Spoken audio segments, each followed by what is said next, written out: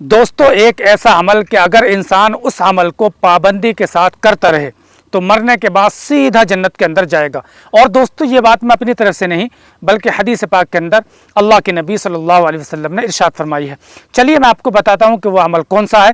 लेकिन दोस्तों, उससे पहले आपसे गुजारिश है कि आप इस हदीस को सदक़ा जारिया समझकर आगे ज़रूर शेयर करें, ताकि हमारे और भाई भी इस हदीस पर अमल कर सकें और इससे फ़ायदा उठा लें। ठीक है दोस्तों, चलिए मैं आपको हदीस बताता हूँ। अल्लाह के नबी सल्लल्लाहु अलैहि वसल्लम इरशाद फरमाते हैं कि जो शख्स हर फ़र्ज़ नमाज के बाद में आयतल कुर्सी पढ़ता रहेगा तो मरने के बाद सीधा जन्नत के अंदर जाएगा। और एक रिवायत के अंदर अल्लाह के नबी सल्लल्लाहु अलैहि वसल्लम ने इरशाद फरमाया है कि वो आयतुल कुर्सी के साथ कुल हुवल्लाह शरीफ भी पढ़ लिया करे।